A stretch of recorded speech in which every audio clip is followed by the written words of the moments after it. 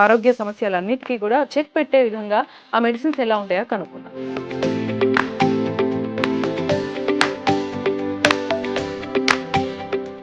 ఒక్కసారి stone form అయిందనుకోండి. Form అయ్యే ముందు సింప్టమ్స్ ఎలా ఉంటాయి? వచ్చిన తర్వాత కూడా బాడీలో చేంజెస్ కానీ పొత్తి కడుపులో నొప్పి ఎక్కువగా ఉంది అని చెప్తారు.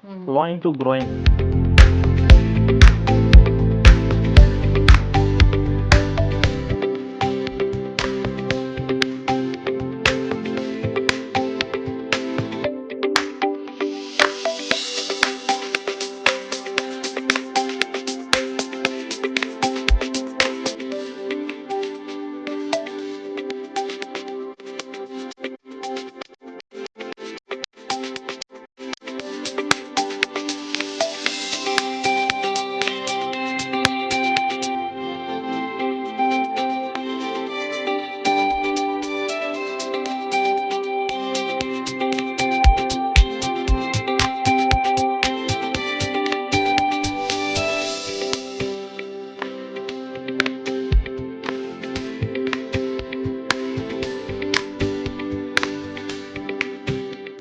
Welcome to I dream. నేను మీ భవ్య. అగస్త్య ట్రెడిషనల్ క్యూర్ సెంటర్ నుంచి డాక్టర్ చంద్రశేఖర్ సార్ మన ముందున్నారు.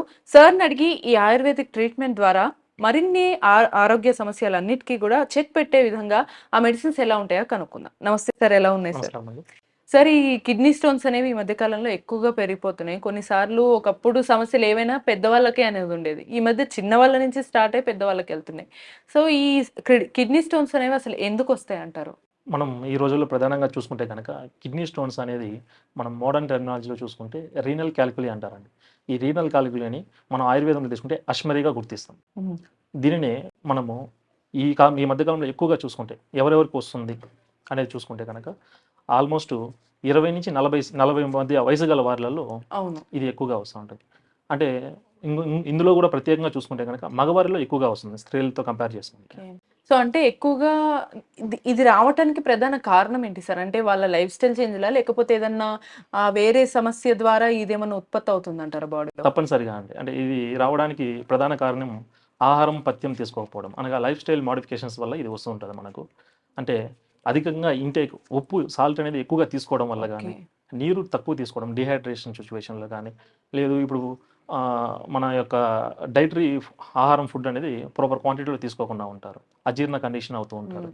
ఇటువంటి అందులో ఇంకా ఇప్పుడు ఎక్కువ మంది చూసుకుంటే మోకాలు నొప్పులని, బాడీ పెయిన్స్ అని చెప్పి వాళ్ళు ఏం చేస్తున్నారంటే మనకు ఈ యొక్క పెయిన్ కిల్లర్స్ అనేవి ఎక్కువ తీసుకుంటారు. ప్రధానంగా ఈ పెయిన్ కిల్లర్స్ తీసుకోవడం వల్ల ఏమవుతుందంటే ఇంకా ఎక్కువ స్టోన్స్ అనేది ఫార్మ్ అవుతూ ఉంటుంది. సో ఇదే కాకుండా తీసుకుంటే విటమిన్ డెఫిషియన్సీ అని చెప్పి కాల్షియం టాబ్లెట్స్ అని, విటమిన్ డి టాబ్లెట్స్ అని ఇవి ఎక్కువగా తీసుకుంటుంటారు. సో ఇటువంటి వాటి వల్ల కూడా ఈ యొక్క కాల్షియం స్టోన్స్ అనేవి ఫామ్ అవుతూ ఉంటాయండి. ఓకే సార్, అంటే ఒకవేళ ఇది ఒకసారి స్టోన్ ఫామ్ అయిందనుకోండి, ఫామ్ అయ్యే ముందు సింప్టమ్స్ ఎలా ఉంటాయి? వచ్చిన తర్వాత కూడా బాడీలో చేంజెస్ కానీ ఎటువంటి లక్షణాల ద్వారా ఇది వచ్చింది అని తెలుసుకోవచ్చు అంటారు? అంటే మీరు చూసుకుంటే కనుక పేషెంట్ మా దగ్గరికి వచ్చేటప్పుడే వాళ్ళు ఏం కంప్లైంట్తో వస్తారంటే, సార్ వైల్ పాసింగ్ యూరిన్ అంటే మూత్రం పోసుకున్నప్పుడు మంట ఎక్కువగా ఉంది అని మనకు కంప్లైంట్ చేస్తూ ఉంటారు. పొత్తి కడుపులో నొప్పి ఎక్కువగా ఉంది అని చెప్తారు. లాయింగ్ టు గ్రోయింగ్ అంటే వెనక నుంచి ముందు భాగం వరకు మనకు నొప్పి లాగుతున్నట్టు రేడియేటింగ్ పెయిన్ అని కంప్లైంట్. పొత్తి కడుపు అంటే నడుము కింద భాగం, పొత్తి కడుపు దగ్గర చుట్టూ కూడా బాగా నొప్పి వస్తుందని చెప్తూ ఉంటారు. ఇంకా ఇదే కాకుండా మనం చూసుకుంటే కనుక ఆమం ఫామ్ అయి ఉంటుంది, అంటే అజీర్ణం అయి ఉంటుంది కండిషన్లో. వామిటింగ్ వచ్చినట్టు అనిపించడం కానీ, వాంతులు విరేచనం అయినట్టు ఆ కండిషన్లో చూస్తూ ఉంటాం. వాళ్ళు వచ్చి చెప్పే సిమ్టమ్స్ మనకి ఈ విధంగా ఉంటాయి. దీని ద్వారా మనము గుర్తిస్తాం. ఓకే. సో అంటే ఏ ఏజ్ వరకైనా కూడా అందరికి ఇవే సిమ్టమ్స్ ఉంటాయా సార్? ఆల్మోస్ట్ డయాబెటీస్ ఉన్న వాళ్ళకి వీళ్ళందరికీ కూడా ఎవరికైనా ఆల్మోస్ట్ చాలా ప్రధానంగా ఇవి మెయిన్ సిమ్టమ్స్ గా తీసుకుంటాం. సార్, ఈ స్టోన్స్ అనేవి కూడా మళ్ళీ స్టేజెస్ కానీ రకాలు కానీ ఉంటాయంటారా? కిడ్నీ స్టోన్స్ స్టేజెస్ అంటారు. డెఫినెట్ గా ఉంటాయి కదండి. అంటే మనం ఇప్పుడు చూసుకుంటే ఫస్ట్ ఇది ఏ స్టేజ్ లో ఉందో గుర్తించాలి, ఏ ఆర్గాన్ ఏ ఒక్క పార్ట్ లో ఉందో చూసుకోవాల్సి వస్తుంది. అంటే ప్రధానంగా చూసుకుంటే పేషెంట్ చెప్పిన సిమ్టమ్స్ పెట్టుకొని మనం ఫస్ట్ ఆఫ్ ఆల్ ఇచ్చే ట్రీట్మెంట్ ఏంటంటే ఇన్వెస్టిగేషన్స్ చేపిస్తాం. అంటే గుర్తించడం ప్రధానంగా ఎక్కడ ఉంది. ఇప్పుడు ఈ గుర్తించేది అని ఏ విధంగా గుర్తిస్తాం అంటే యూఎస్జీ అబ్డోమెన్ చేపిస్తాం, దాంతో పాటుగా సిటీ అబ్డోమెన్ చేపిస్తాం. పర్టికులర్గా చూసుకుంటే ఈ యూఎస్జీ అబ్డోమెన్ అనేది ఏం చేస్తుందంటే కిడ్నీలో స్టోన్ అనేది ఏ సైజులో ఉంది అనేది మనకు గుర్తిస్తుంది.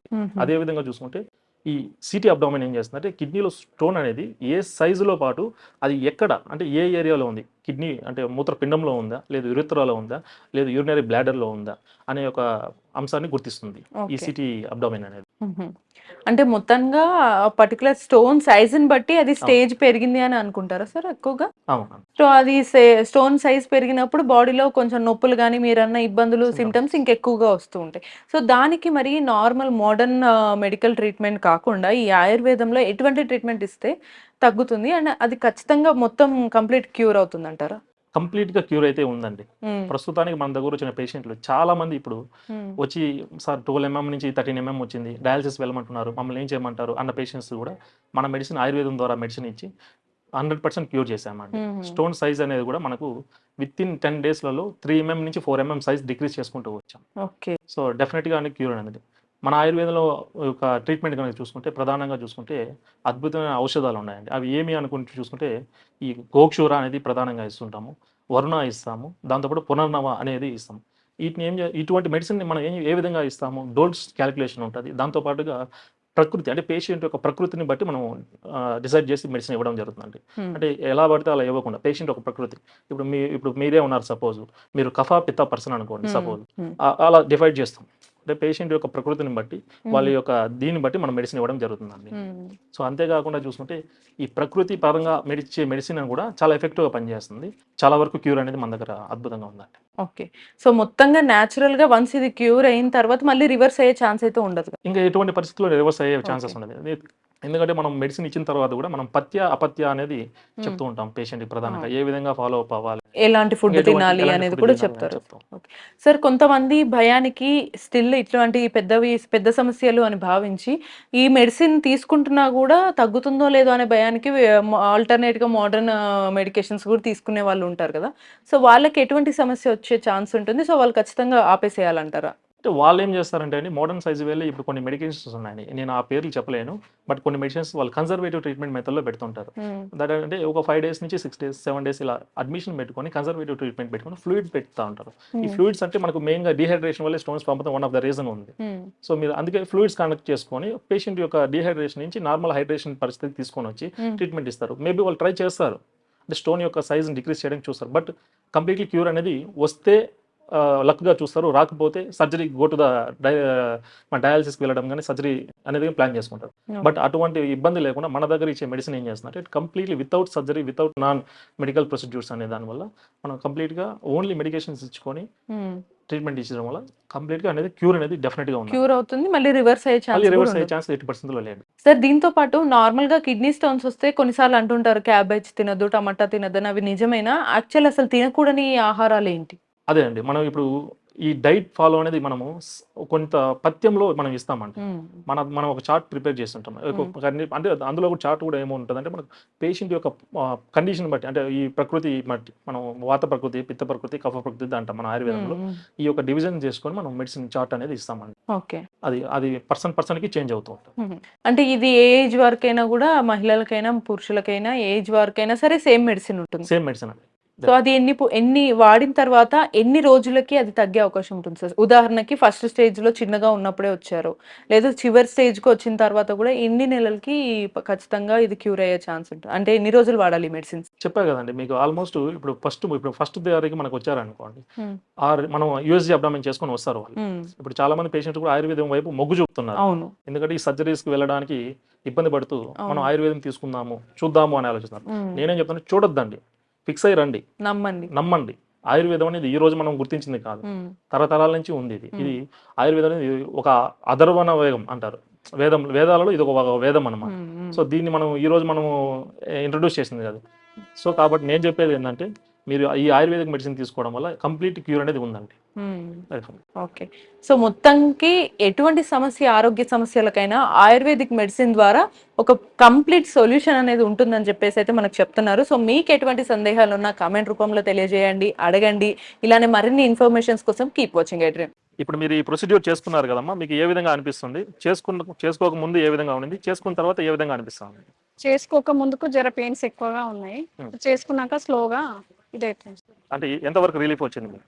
కొంచెం రిలీఫ్ అనేది కనిపిస్తుంది. కొంచెం రిలీఫ్ ఇది వచ్చింది. ఫస్ట్ డే కాబట్టి ఫస్ట్ డే అనేది మీకు ఈ రోజు రిలీఫ్ అనేది మీకు అబ్జర్వ్ చేసినారు. కొంచెం రిలీఫ్ వచ్చింది. కొంతవరకు రిలీఫ్ అనేది మీరు అబ్జర్వ్ రిలీఫ్ చేసినారు. వచ్చేసి